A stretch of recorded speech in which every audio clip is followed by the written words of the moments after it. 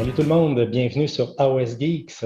Alors, dans cette vidéo, on vous présente un faction focus sur les Caradron Overlord. Donc, Alex, qui est un joueur Caradron, va nous présenter son évaluation, son analyse des Caradron Overlord en V3 de AOS. On va suivre notre format habituel pour les Faction Focus, c'est-à-dire qu'on va présenter dans un premier temps les unités dans notre catégorie sur la table, c'est-à-dire les unités qui sont bonnes en V3 ou qui se sont significativement améliorées entre la V2 et la V3. Ensuite, on va vous présenter notre catégorie sur les tablettes, c'est-à-dire les unités qui sont moins bonnes, qui ont souffert en V3 ou qui ont difficilement leur place dans des listes compétitives. Et finalement, les unités qu'on peint, c'est-à-dire les unités qui étaient mal aimées peut-être en V2, puis que tout à coup, on se dit, ouais, ça vaudrait peut-être la peine de la peindre ou d'en peindre davantage parce qu'elles deviennent plus intéressantes ou c'est une petite surprise, ces unités-là que nous a amené la V3. Là. Tout à fait. Donc, sans plus tarder, Alex, peut-être commencer par ton impression générale sur les Caradron Overlords en V3. C'est sûr que c'est basé sur 6, peut-être 7 parties test en V3. Je pense que plus que jamais, surtout en raison des capacités avec Call of Defense, Basic Shield, tout ça, d'ignorer le RAN, de donner plus de sauvegarde, la tactique de on élimine une target, on passe à l'autre, ça devient plus difficile. On élimine moins de cibles qu'on avait choisi au début du tour. Et puisque les Caradrons ne peuvent pas encaisser très, très bien le combat, les représailles, ça vient de couper la marge de manœuvre. Donc, ce que je trouve, c'est que c'est plus difficile d'exceller. Ça reste encore une faction qui peut déployer une puissance de feu qui peut faire souvent écarquiller les yeux de bien les adversaires. Mais par contre, pour un joueur qui les joue depuis les tout débuts, il y a une petite baisse de régime. Donc, ça me prend plus de ressources pour éliminer les mêmes choses que j'éliminais. Et pour la première fois, avec tous les bonus, exemple, je prends Archaon, je prends les grosses pièces, il y a des pièces que je dis, je pense pas que je peux les sortir. Et ça, jamais je me suis dit ça avant. Il y avait des unités, oui, Archaon avant était très difficile à sortir, mais je pense que je suis capable. Là, même avec un tour où est-ce que je commence, qui n'a pas encore tous ses buffs, je pense que c'est difficile. C'est très facile pour Archaon de dire Finest Tower, All of Defense, ben viens-t'en. De plus, ignore un Dren. La grande majorité de l'arsenal Caradron a un Dren. Fait qu'à du 2 plus de sauvegarde, pour une armée qui n'a pas tant de blessures mortelles, ça commence à être un petit peu difficile. Fait que, oui, c'est encore une faction qui est intéressante, qui est capable de faire du dommage, mais les faiblesses demeurent, c'est-à-dire le contrôle d'objectifs, c'est-à-dire accès restreint à des blessures mortelles, ce qui est très important en V3. Donc, c'est ça. Donc, et très, très peu de punch de corps à corps également. Donc, voilà. Donc, oui, je pense que les Caradrons, à mon sens, avec l'avenue des Luminettes et ainsi de suite, ont baissé d'un cran dans la hiérarchie, si on veut, du méta. Je pense qu'en V3, encore une petite coche de baisser. Encore compétitif, je pense qu'ils sont dans le top du fat middle, si on veut. Mais je pense qu'ils ont baissé un petit peu de ranking. Ben, pour être un joueur qui aime ça quand même jouer des Nagash, des Archaons, etc., je pense que c'est quand même sain que l'adversaire ne puisse pas les sortir au tour 1 parce que quand on joue une pièce comme ça, on se la fait sortir avant même d'avoir joué. Il n'y a plus vraiment de partie. Fait que le fait de pouvoir avoir accès à un All-Out Defense ou Finest Hour pour éviter une Alpha Strike qui peut être vraiment dévastatrice. Là. Les Caravana Overlord, il y a certaines armées qui ne pouvaient rien faire contre ça. Donc là, comme tu dis, je pense que ça vient de les ramener à un niveau plus sain, finalement, dans le méta. C'est peut-être pas une mauvaise chose. Je suis d'accord. Alors, on passerait à la catégorie sur la table et tu as choisi en premier lieu le Navigator. Oui, c'est un héros quand même de support qui, je pense, est maintenant rendu vital dans n'importe quelle liste Caradron. J'y reviens un peu plus tard dans cette catégorie-là avec une sous-faction que j'ai choisie également. Le navigateur, en fait, là, les raisons pour lesquelles il est sur la table, c'est pour contrer les gros monstres qui volent, les Morathi, les Archaons, les Maw-Krusha. Donc, ces unités-là, en fait, là, qui peuvent dévaster une armée adverse et qui vole. Avec son Aetherstorm, je peux diminuer de moitié le mouvement jusqu'à la prochaine phase de héros et faire quelques petites blessures mortelles. C'est notre seule source innée de Unbind et de Dispel de blessures, de sorts et de sorts persistants. Également, jouer dans une autre sous-faction, on a accès à un artefact, j'y viens plus tard, un artefact qui, d'après moi, est pas mal le go-to, si on veut, là, dans cette armée-là, dans cette édition aussi. Puis même, en fait, dans une discussion avec les membres de Ethercast, qui est le podcast Caradron auquel je participe à l'occasion, le consensus qu'on avait découvert, en fait, c'est que un navigateur, c'est pas obligatoire, c'est peut-être même 2 qui est obligatoire. Donc, je pense que c'est chaque armée, en fait, que je vais faire va commencer avec un navigateur. Si tu n'es pas capable de te battre au corps à corps, le truc, c'est de t'arranger pour ne pas être en corps à corps, puis le navigateur te donne cette option-là. Il ralentit d'un tour souvent l'arrivée de l'adversaire sur toi. C'est ce que tu as besoin pour gagner le tour suivant, t'enfuir, recommencer à tirer. Effectivement, tout ce qui va permettre de retarder le corps à corps, c'est vraiment important. Et le navigateur, si on en prend un, en fait, là, si on choisit un des artefacts, les 3 artefacts du navigateur sont vraiment intéressants.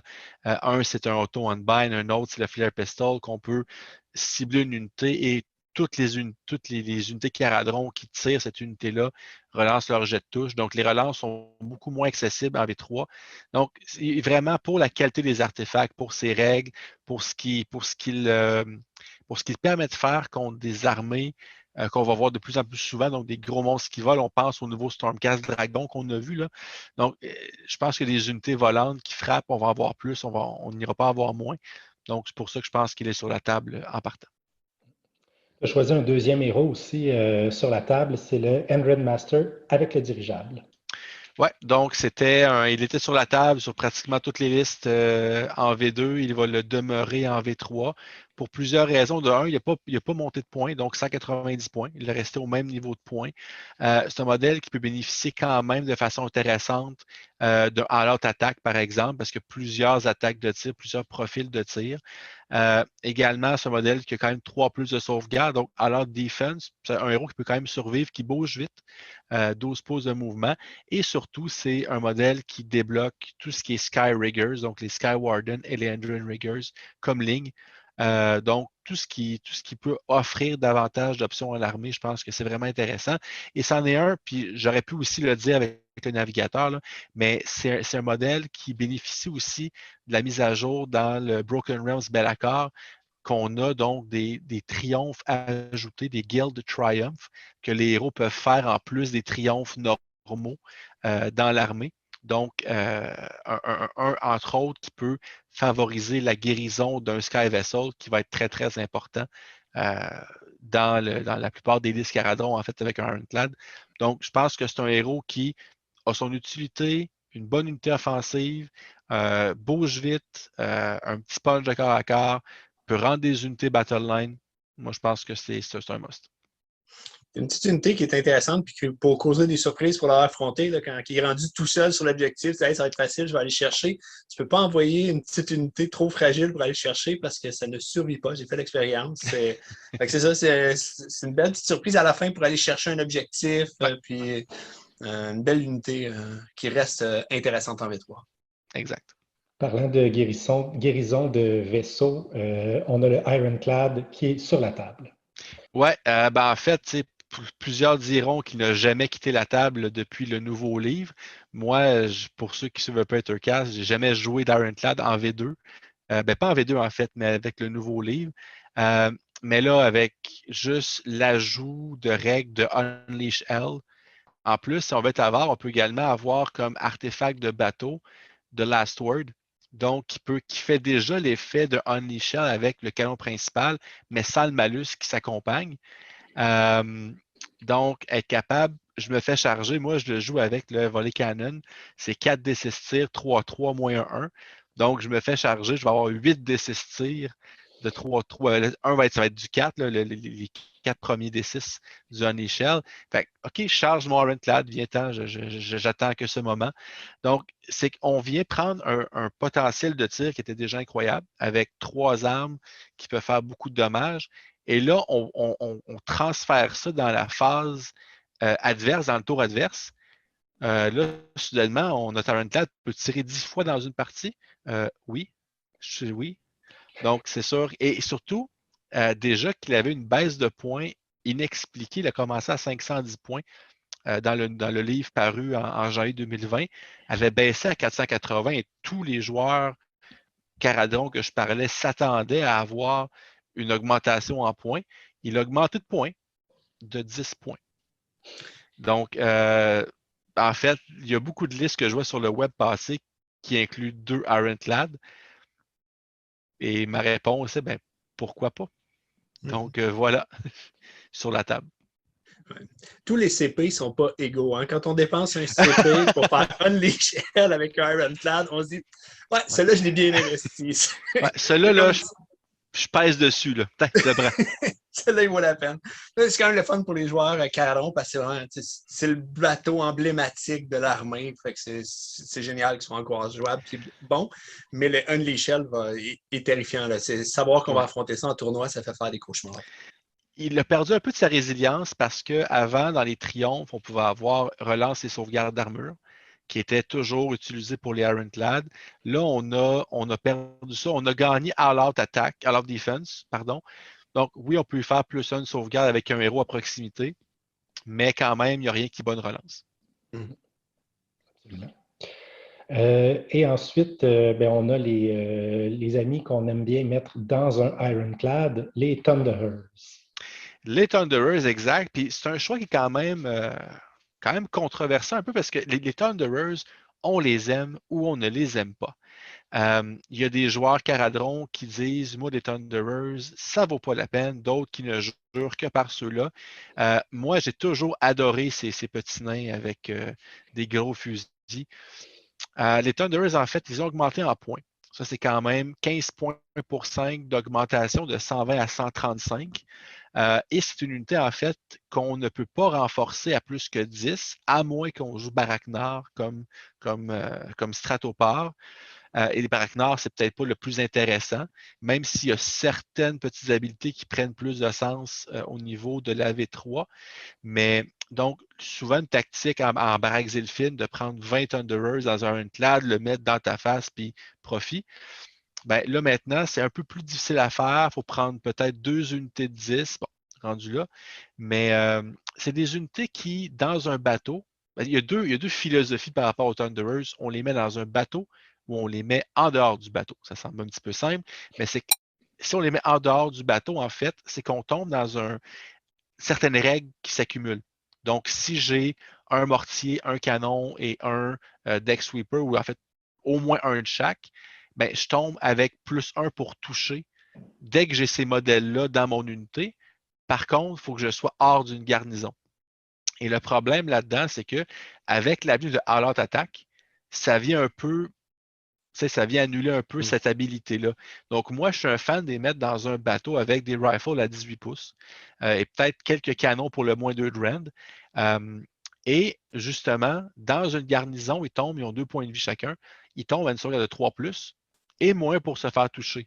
On a une unité de 10, c'est 20 points de vie qui peut rester dans un bateau, servir de plateforme de tir et au besoin, je les débarque sur un objectif et ça reste quand même 20 points de vie aussi. Là. Fait que pour moi, c'est une unité que j'aime bien. Je trouve que, et si par exemple, on a une habilité qui empêche le Ironclad, par exemple, d'utiliser une habilité de commandement, ah ben, 10 Thunderers qui font un Shell, ça peut se prendre aussi. Donc, je trouve que c'est un beau complément. Certains les jouent aussi dans une frégate, un peu moins cher en frais de points. Mais tu sais, moi, j'ai toujours joué dans chacune de mes listes 10 Thunderers, dans n'importe quelle version du jeu. Pour moi, c'est une unité intéressante, un bon punch, une bonne portée. Ouais, voilà. Comme tu dis, moi, je les ai vus souvent pour les avoir affrontés. Les gens les laissaient derrière ou ils allaient les déposer sur un objectif. Mhm. Puis là, je pense qu'avec Unleash Shell, ils ont gagné parce que ça devient encore plus difficile d'aller les déloger. Là, parce que les déloger, ça va te coûter de te prendre tous les tirs C'est ça. avant de pouvoir les frapper. Puis après ça, comme tu dis, mais 10 Thunderers, c'est quand même 20 points de vie. Ça sort pas si facilement que ça de À l'objectif. 4 plus de base. Je peux Oui, avoir oui, un fait fumigateur pour un moins pour se faire toucher au corps à corps. Fait que là, soudainement, c'est une unité qui, oui, a aucun punch de corps à corps, mais peut quand même encaisser puis peut quand même avoir des modèles pour contester un objectif. ouais, c'est une bonne unité. Moi, elle a fait le travail. Mes adversaires qui l'ont joué, je trouve que ça a toujours été, en tout cas, ça a été payant pour eux. Là. Ouais. Tantôt, Vincent, tu disais que les CP ne sont pas tous égaux. Les habiletés de commandement ne sont pas tous égales pour chacune des factions. L'ajout de Unleash Hell profite de manière monumentale au Caradron Overlord. Là, ça vient de vraiment leur donner une résilience différente parce que là, ça devient très, très intimidant de les charger. Ça profite aussi à d'autres factions. Là. On pourra en reparler dans la review des Daughters of Cain. 15 Bloodstalkers avec Unleash Hell, c'est plaisant aussi. Ça dépend pour qui. Là. Voilà. Pour le joueur Daughters of Cain, certainement. Mais vraiment, Unleash Hell, c'est vraiment bon pour les... Tout à fait. Donc, Alex, sur la table, tu as choisi 2 Skyports. Le premier des 2, c'est Barak Mornar. Ouais, en fait, je pense que, à mon sens, je pense que c'est lui qui gagne à être le plus joué actuellement en V3 pour 2 raisons très, très simples, en fait.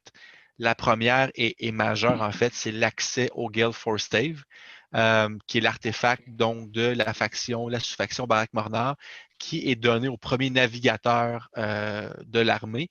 On l'a dit tantôt, le navigateur, pour moi, c'est la première figurine que je mets sur la table.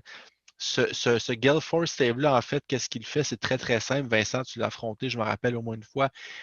Au début de la phase de charge, je choisis une unité ennemie qui est en dedans de 12 pouces du porteur et cette unité-là va diviser sa charge par 2. Donc, on est dans un méta de monstre où est-ce qu'on a des gros modèles. Ben, je peux faire en sorte que ton Archaon va difficilement me charger. Puis, souvent, on parlait des Caradrons, c'est encore un peu le cas, je tiens à le dire, là, la Sainte Trinité, Chemist, Ironclad, Vortex, Skaven. Là, je pense qu'il va y avoir la Sainte Trinité, Navigateur, Gale Force Stave, Redeploy. Parce que je vais bouger Archaon en dedans de 3 pouces de ton Ironclad, qui est sur la table aussi, soit dit en passant, comme j'ai mentionné. Parfait, je vais prendre un CP, je me redéploie. Je peux rouler un 1, mais c'est quand même à 4 pouces. Donc, une charge à 8 pouces quand même. C'est pas rien. Mais dès que je roule un 4 plus sur mon dé de redeploy, tu ne pourras pas charger l'Ironclad. Donc, c'est déjà significatif. Et même si tu me charges, j'ai quand même un Unleash Shell dans ma poche arrière. Donc, l'idée, c'est vraiment de tenir en respect le gros modèle ennemi. Donc, je veux justement pas qu'il me charge. J'ai joué une partie récemment contre une armée luminette avec Avalanor, donc qui est quand même imposant comme pièce. Et ben non, j'avais le state dans son visage. Non, tu ne charges pas. Non, tu ne charges pas. Et il n'a pas chargé de la partie avant la fin quand c'est fini. Donc, je peux me concentrer sur autre chose. Et c'est la réponse actuellement au Caradron. Tu sais, le navigateur, demi-mouvement sur un Archaon, demi-charge sur Archaon, redéploie. Donc, pour moi, je pense que si on veut être compétitif dans le méta actuel, ça nous prend cet outil-là. Il a toujours été très, très bon. Alors, pourquoi en V3? Bien, comme j'ai dit en début d'épisode, nos phases de tir n'éliminent pas autant de modèles qu'avant. Donc, avant, ben, je n'avais peut-être pas nécessairement besoin de nullifier une unité parce que l'unité que je ne voulais vraiment pas qu'il me charge mourait. Là, ce n'est pas le cas. Donc, je peux me concentrer sur OK, tu as un Archaon, tu as un Avalanor, tu as un Moratti, peu importe. Parfait, je vais m'occuper du reste. Puis, je vais, ton Mock Russia, peu importe, ben, lui, je vais l'empêcher de me charger. Donc, pendant que je m'occupe du reste, à chaque tour, moi, tu ne charges pas, tu ne charges pas, tu ne charges pas. Donc, c'est un petit peu ça qui est le but. Puis, l'autre raison pour laquelle on peut avoir cette faction-là, c'est l'habilité de run and shoot, pour le premier tour de jeu. Donc, avec une armée de tir, du run and shoot partout sur la table, ça fait que nos portées de nos armes est vraiment intéressante. Donc, c'est essentiellement pour ça que je pense que Barak Mornar, présentement, en jeu compétitif, je pense que c'est la sous-faction qui répond le plus au méta actuel. C'est vraiment très, très bon. Moi, je suis joueur Slave to Darkness, Korn, puis j'ai écouté plein de reviews, puis tout le monde ne parle que du Demon Prince de Korn, qui fait la même chose. En fait, lui, c'est un peu plus violent, parce qu'il le fait dans une bulle autour de lui, puis la bulle est plus grande, mais diminué de moitié avec redéploy. Comme tu l'as bien expliqué, c'est tellement fort. Et en plus de ça, les tables sont plus petites, donc 12 pouces autour de ton bateau, parce que tu vas le mettre maintenant dans un bateau ou ça fait une grosse bulle. Là. Tu peux toucher une unité qui ne veut pas nécessairement venir te charger, Exact. mais qui veut aller charger une autre unité. Moi, je sais que c'est ça qui m'était arrivé. Je ne voulais pas charger le bateau dans lequel était l'artefact. Je voulais charger une autre unité. L'adversaire me l'avait bien expliqué, mais j'ai oublié son stade. Je me suis mis à moins de 12 pouces. Charge Voilà. une moitié. Fait que voilà, je rate ma charge, puis je ne prends pas l'objectif ce tour-ci. Sur une table plus petite, ça devient encore plus efficace parce que tu couvres très, très large. Tu couvres une grosse portion de la table avec ta bulle de 12 pouces autour de toi. Donc, ce que ça veut dire du point de vue du joueur qui affronte les Caradrons, c'est que si tu as un Ironclad avec un navigateur, il faut mettre toute la gomme si on veut aller le chercher. Il faut envoyer plusieurs unités tenter la charge. Le navigateur, avec son item, va pouvoir cibler seulement une unité. Le Unleash Shell va pouvoir se faire seulement sur une unité. Donc, si on essaie de charger avec plusieurs unités, on augmente notre probabilité qu'au moins une de nos unités arrive en vie contre le Ironclad. Le Ironclad est quand même difficile à aller chercher aussi. On parle de 16 points de vie sur une sauvegarde à 3+. 18 points de vie sur une sauvegarde à 3+. On peut mettre en Lord Defense. Donc, ça devient, ça donne rien d'y aller avec une ou deux unités. Là, on va rater notre charge, on va se faire Unleash Shell. Faut y aller, on met toute la gomme. Et c'est là qu'un peu de la magie, des différentes couches que tu peux avoir. Tu peux faire effectivement une unité, je vais faire Gale for Stave pour empêcher la charge. L'autre, tu me charges, je fais Unleash Hell, donc lorsque l'unité fait son mouvement. Et là, une troisième unité pourrait me charger. Et là, je pourrais utiliser The Last Word, si je l'ai, comme artefact de bateau, à la fin de la phase de charge pour choisir une unité qui a fini sa charge en dedans je pense que c'est 1 pouce. Je pense que c'est 1 pouce. Et là, je vais pouvoir tirer. Fait que je peux même potentiellement bloquer une unité et tirer sur 2. Donc, c'est quand même intéressant. Bon, OK. Donc, finalement, le Ironclad est invincible. Es-tu sûr que les Caradrons sont moins bons en V3? Oui, mais en fait, puis c'est ça, c'est très souvent, puis je regarde dans mes listes que je joue, j'ai dans mon bateau, là, avec le bateau, tout, c'est environ 1000 points. Là. Fait que, je pense qu'un peu à l'instar d'un Archaon, tu le restes.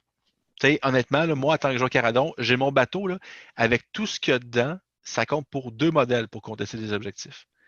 Donc, c'est pas extrêmement intéressant. Si tu le restes, j'ai beaucoup de difficultés pour le contrôle des objectifs. Donc, c'est là qu'un joueur Caradron peut en arracher, en fait.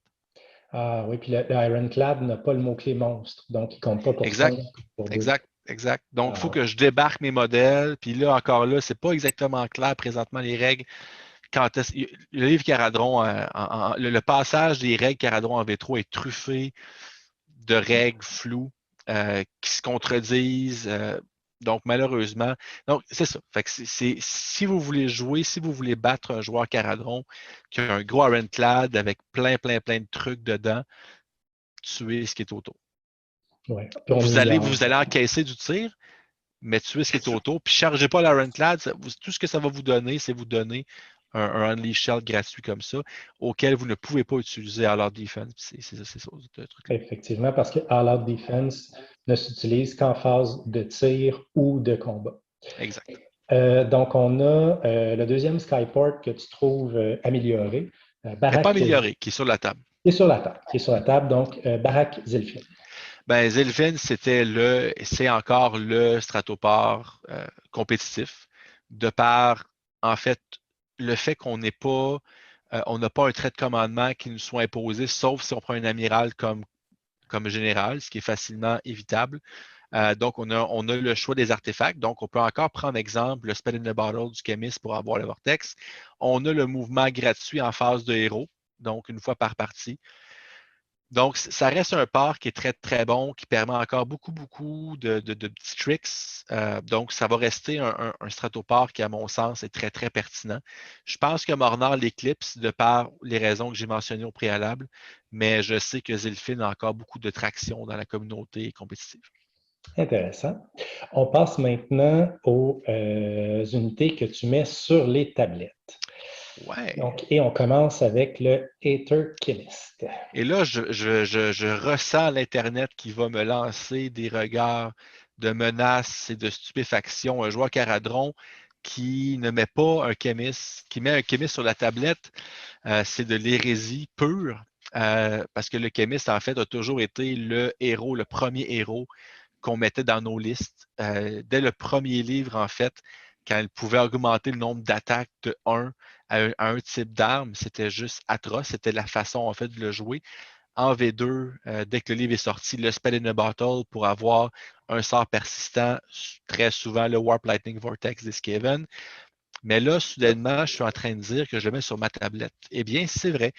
On a plus difficilement accès à des artefacts. Donc, de par le manque de bataillons. Donc, souvent, quand on prend un stratopare, on a un artefact qui nous est imposé. Là, on s'entend avec certains comme Zilfin, on peut avoir ce luxe-là. Même chose pour Barakurbaz, on peut avoir l'artefact de notre choix.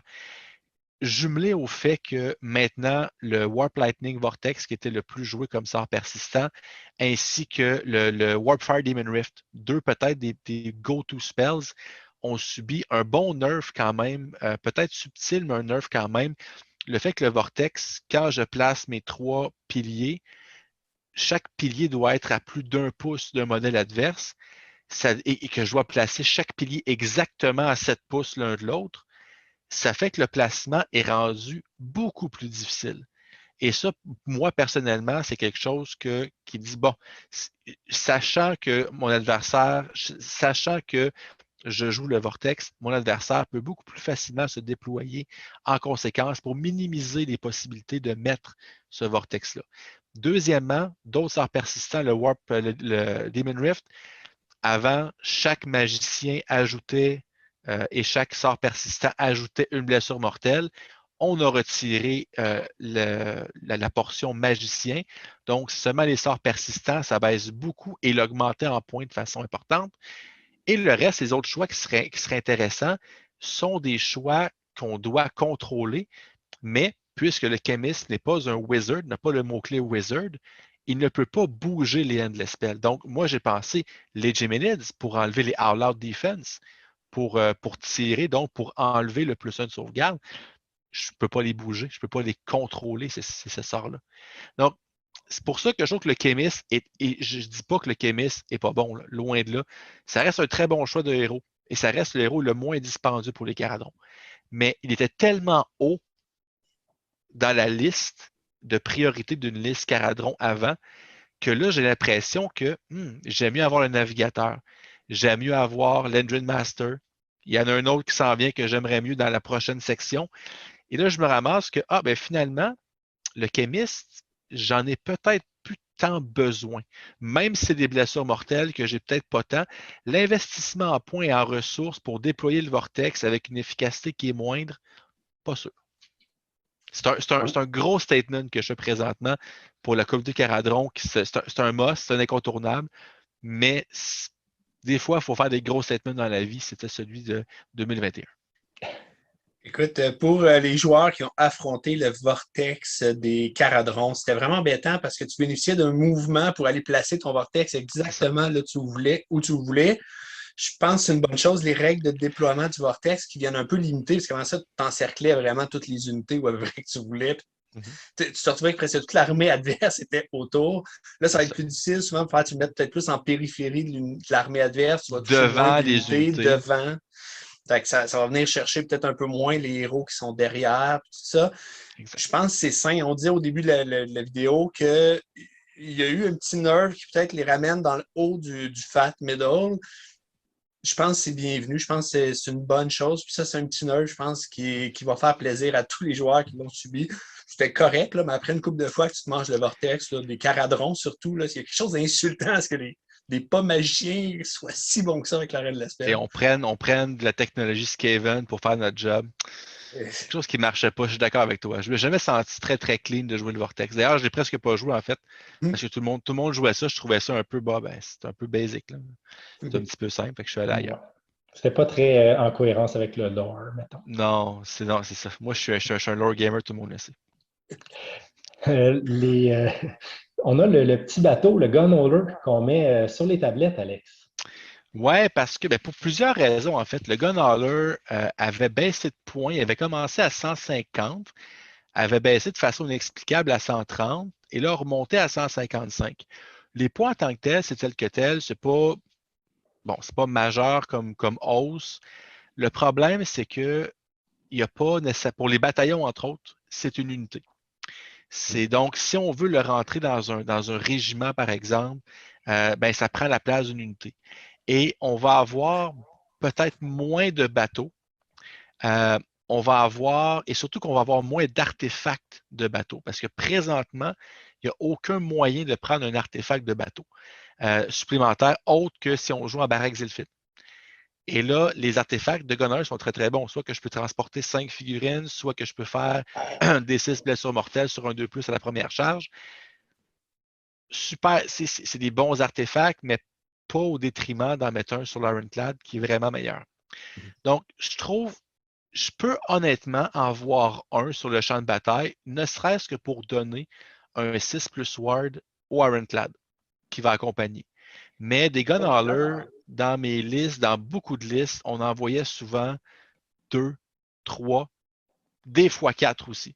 Donc, je trouve, quand je dis pas sur la table, je dis pas qu'on en aura plus sur la table, je dis qu'il va en avoir beaucoup moins. Je pense que ça va être une des premières choses que les gens vont dire. Ouais, OK, déjà que l'arme de tir a une variante aléatoire. Rend de 1 que je peux facilement utiliser. Je fais moins de dommages pour 25 points de plus. Je pense que je vais aller ailleurs. Donc, moi, c'est ce que je pense. C'est mon opinion. Donc, c'est ça. Mais là, tu as rentré le Ironclad dans ta liste que tu ne jouais pas. Il fallait que quelque chose sorte aussi. Ouais, exact.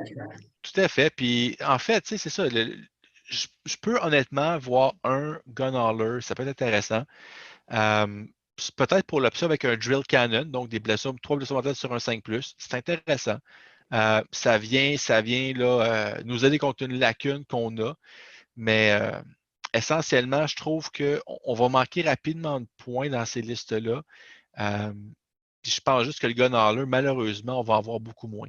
Dommage parce que beaucoup de joueurs n'en ont pas acheté du tout en première édition du livre parce que c'était pourri, c'était au-dessus de 200 points, puis c'est encore moins bon qu'aujourd'hui. Et là, soudainement, avec le nouveau livre, c'était juste très, très bon. Tout le monde en a acheté.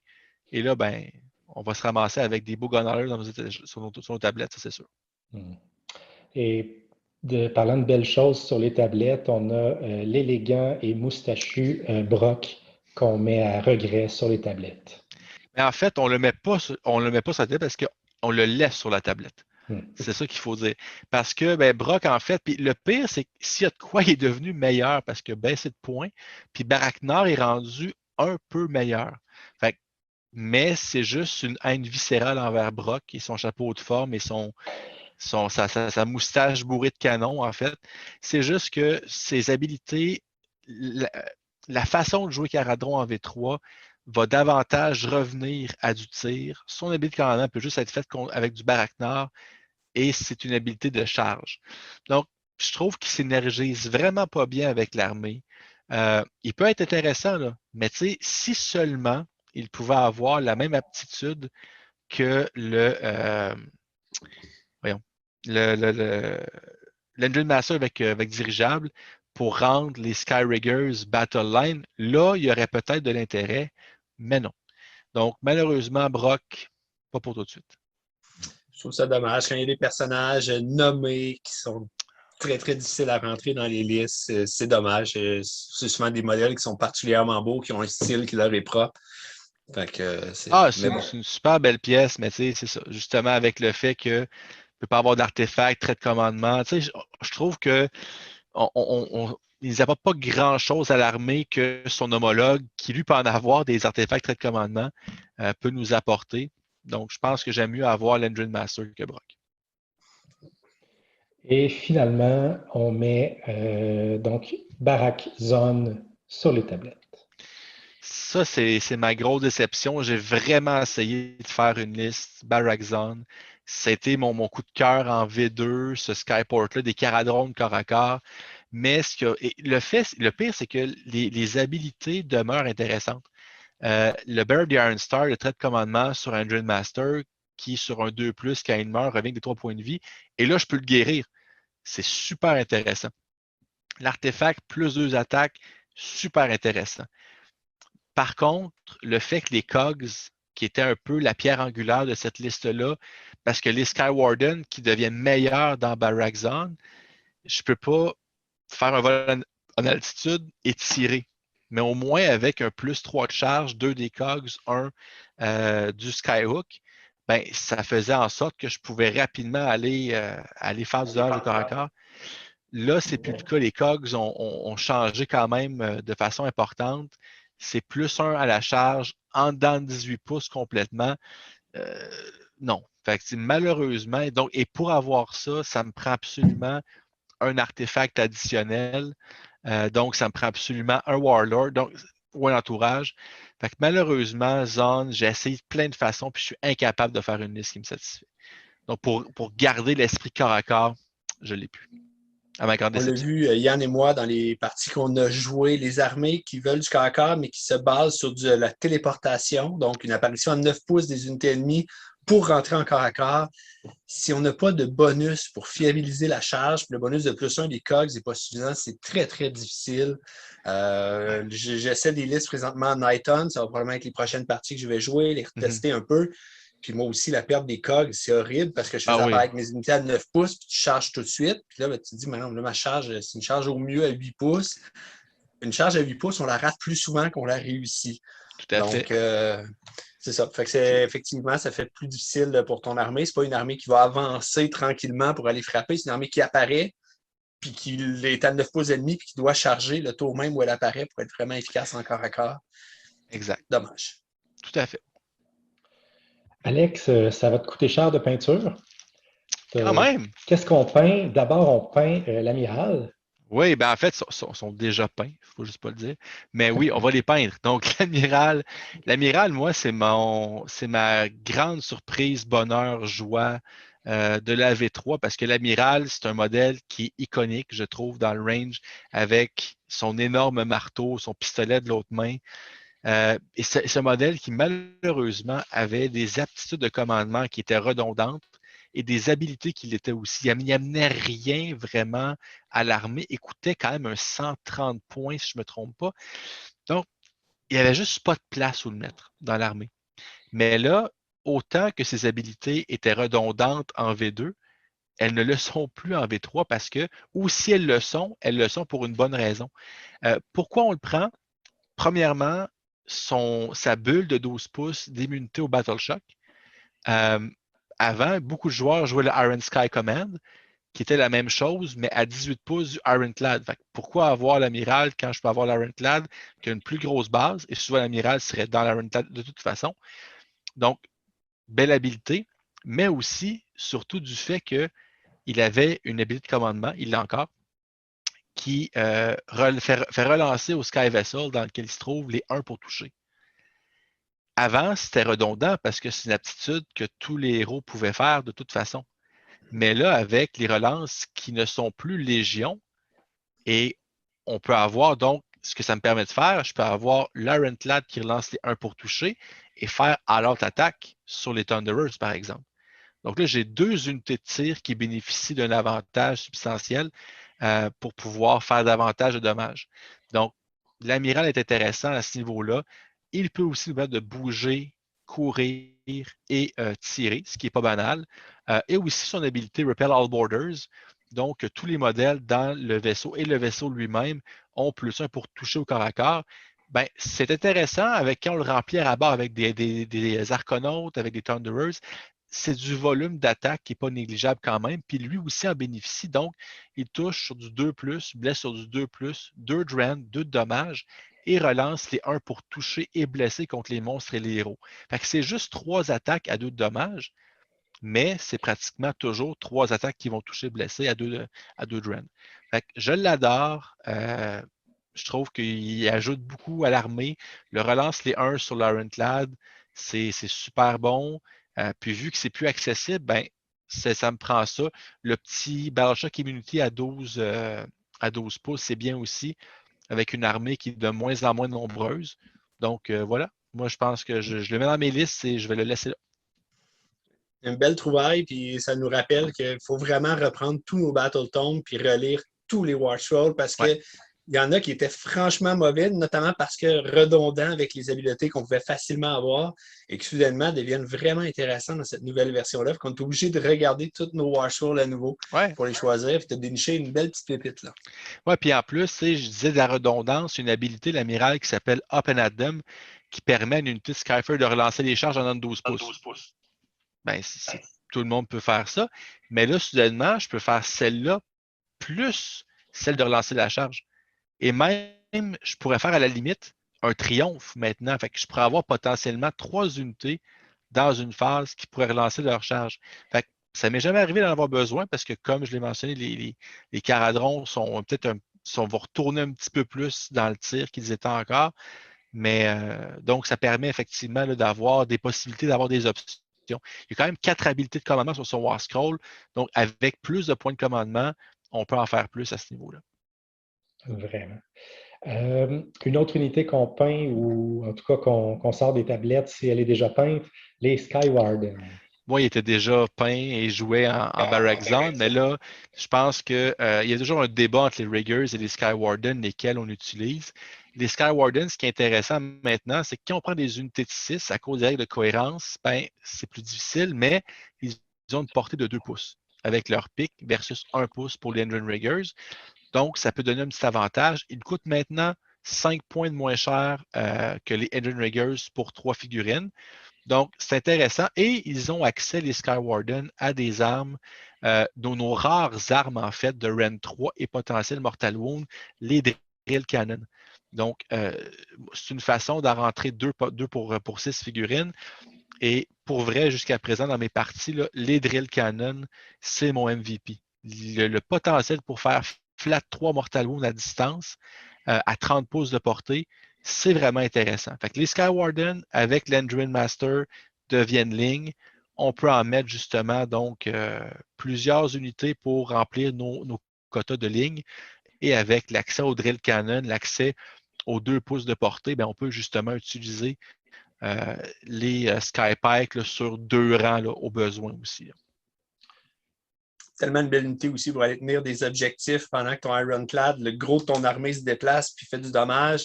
Tu envoies ça pour aller chercher les petits objectifs. Je sais que tu jouais beaucoup MSU dans ta V2 avec beaucoup de petites unités qui se promenaient partout sur la table. Fait que les Skywarden vont continuer à te donner cette option-là d'avoir plein de petites unités pour contrôler le board un peu parce qu'il y a une grosse partie de ton armée qui va être concentrée sur l'Ironclad qui, comme tu l'as dit, vaut seulement 2 pour contrôler les objectifs puis peut juste être à une place sur le champ de bataille. Tout à fait. Tout à fait. Tout à l'heure, Alex t'a mis le Endrin Master avec dirigeable sur la table. Et là, l'Endrin Master avec le harnais vient le rejoindre, on le peint et on le met sur la table. Souvent, l'enfant mal aimé un peu des héros, en fait, là, surtout depuis l'émergence du Endrin Master sur dirigeable. Mais, encore une fois, une des rares sources de blessures mortelles de l'armée. Donc, même principe, au corps à corps, D6 pour toucher, 3 Mortal Wound flat. Donc, intéressant. Et malgré tout, c'est du 3+, moins 1 D3. On rajoute avec l'amiral, par exemple, pour le +1 tweet avec le Repel All Borders. On est rendu avec 2 petits héros qui peuvent quand même frapper assez fort au niveau du corps à corps. Pas beaucoup d'attaques quand même, mais quand même intéressant. Peut réparer aussi les Sky Vessels. Et lui aussi a bénéficié en fait des guilds de Triumph.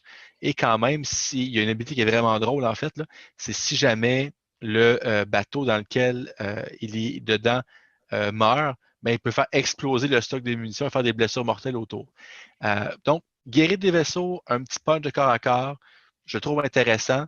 Il va compétitionner justement avec le chimiste, avec peut-être même pour certains avec le navigateur aussi. Mais tu sais, je pense que maintenant, là, toutes les options de héros sont intéressantes dans les caradrons. Donc, c'est le fun d'avoir de la variété qu'on n'avait peut-être pas à ce niveau-là aussi dans les versions précédentes. je faisais le calcul, puis là, je me disais, il me semble qu'il y a trop d'héros là, dans ta liste si on met tout ce que tu as dit qui est bon. Là. Ils sont tous là, sauf Brock qui lui, ben, il est là, mais il n'est pas pour les bonnes raisons. Là. Mais ouais, ils sont tous là, en fait. Donc, ben, c'est parce que justement, puis même le chemist, quand je dis qu'on retire de la table, c'était vraiment pour faire un gros statement, mais il est encore très pertinent. Là. Mais je trouve que je privilégie d'autres options avant lui maintenant. C'est quand même intéressant d'avoir l'embarras du choix. Ouais. Pour finir, en fait, là, on repeint toute notre armée aux couleurs de Barak-Trim. Ouais, je pense que ça va être un stratopore qui va voir de plus en plus la table. Souvent, ben, en fait, les joueurs qui prenaient ce stratopore-là, la raison principale, c'est pour inclure des unités du Hardin autres que des Caradrons dans l'armée. Très souvent, c'était un bloc de Fire Slayers, de Earthguard Berserker avec un Smiter pour avoir vraiment une option de corps à corps, ou d'autres, c'est pour un mur d'Iron Breaker pour avoir une ligne qui pouvait encaisser. Puis c'est encore le cas, je dirais, c'est encore des options qui sont vraiment intéressantes. Par contre, l'autre option qui, à mon sens, est meilleure encore en V3, c'est le fait qu'au début, le règle en fait là, de faction, de sous-faction, que je choisis 3 unités au début de la partie et contre ces unités-là, toute l'armée relance leur 1 pour toucher. Donc, j'ai dit plutôt que les relances, c'est beaucoup plus rare en V3. Ben là, on est capable d'avoir accès à des relances. Et puisque je pense qu'on va voir des armées qui ont moins d'unités pour plusieurs avoir un bâton de régiment, par exemple, ben, choisir 3 unités ennemies, puis dire contre ces 3 unités-là, toute mon armée lance là 1 pour toucher. Je pense que c'est une habilité qui va être vraiment intéressante. Et c'est cumulable avec le +1 de all-out attaque que tu vas pouvoir Exact, utiliser. exact. Puis là, relancer 1 quand tu as +1 pour toucher, c'est encore meilleur. Là, ça se cumule vraiment bien. C'est ça. Donc, un Ironclad qui touche sur du 2+, relance les 1 contre une unité. Oups, je prends mon Ether Gold, je blesse sur du 2+. Oups, j'ai un chemist dans le bateau qui a pris son Ether Gold pour faire en sorte que je relance les 1. Ah non, c'est parce que c'est la phase de tir, malheureusement. Mais soit que je fais 3+ pour blesser, relance les 1, ou 2+ pour blesser. Et si j'ai un triomphe, là, je pourrais avoir un Ironclad qui est à 2+ pour toucher, relance les 1, 2+ pour blesser, relance les 1 pendant un tour. Ça, il ne reste plus d'armée devant toi. Il ne reste plus rien. Fait que voilà, c'est cool. Fait que c'est ça. Fait que je pense que ça fait le tour. Je n'ai pas parlé de certaines unités. En fait, la frégate, les arconautes, puis les engine riggers. J'aurais pu mettre les engine riggers sur la tablette. Mais encore là, on en joue encore. Mais c'est juste que les Skywarden, les riggers étaient là. Les Skywarden étaient vraiment en bas. Là, il y a juste eu un rééquilibrage qui s'est fait. Mais on va encore avoir des engine riggers sur la table sans problème. Alex, merci beaucoup pour cette analyse approfondie. Donc, c'était notre Faction Focus sur les Caradrons Overlords. On est curieux de savoir, donc, ceux d'entre vous qui jouaient les Caradrons, qui avaient eu l'occasion, en fait, de les affronter en V3, qu'est-ce que vous en avez pensé? Êtes-vous d'accord avec notre analyse? Avez-vous des points à apporter? On a toujours beaucoup de plaisir à lire vos commentaires, puis lire les ajouts, vos points de vue, là, puis les réactions que vous avez sur nos vidéos et nos analyses. Donc, n'hésitez pas à nous laisser des commentaires sous la vidéo. Si vous nous écoutez toujours rendu ici, pourquoi pas nous laisser un petit pouce en l'air, c'est signe que vous avez apprécié la vidéo. Et sur ce, bon wargaming!